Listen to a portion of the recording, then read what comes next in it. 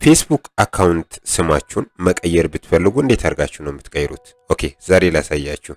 ስለዚህ በመጀመሪያ የፌስቡክ አካውንታችሁን ትከፍታላችሁ። ስልክ ላይ ሊሆን ይችላል፣ ኮምፒውተር ላይ ሊሆን ይችላል። እኔ ለምሳሌ አሁን ኮምፒውተር ላይ ነው የከፈትኩት። እናንተ የምትፈልጉበት ላይ ኮምፒውተር ላይ ሊሆን ይችላል፣ ታብሌት ላይ ሊሆን ይችላል፣ ኦር ስማርትፎን ስልክ ላይ ሊሆን ይችላል። ኤኒዌይስ ስቴፑ ተመሳሳይ ስለሆነ ተከተሉኝ።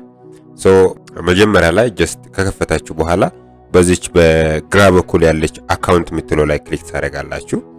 ኦኬ አካውንት የምትለው ላይ ክሊክ ስታደርጉ ቀጥታ ሴቲንግ ኤንድ ፕራይቬሲ ሚክ ታደርጋላችሁ። then ሴቲንግ ኦኬ።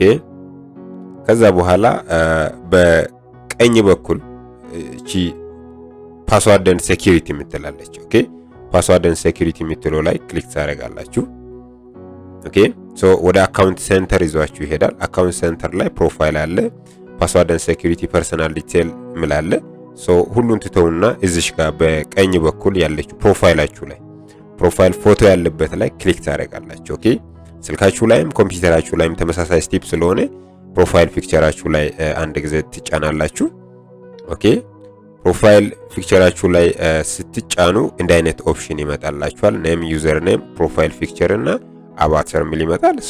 ኔም የምትለው ላይ ክሊክ ታደርጋላችሁ። ኔም የምትለው ላይ ክሊክ ካደረጋችሁ እንደ አይነት ነገር ይመጣላችኋል።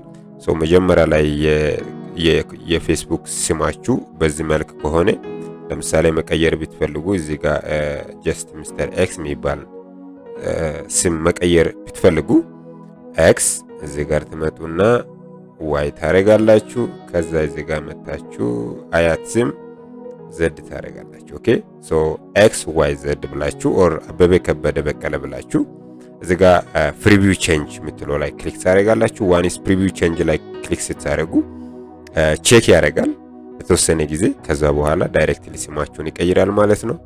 በዚህ መልኩ ስማችሁን መቀየር ትችላላችሁ። ይሄን ይመስላል።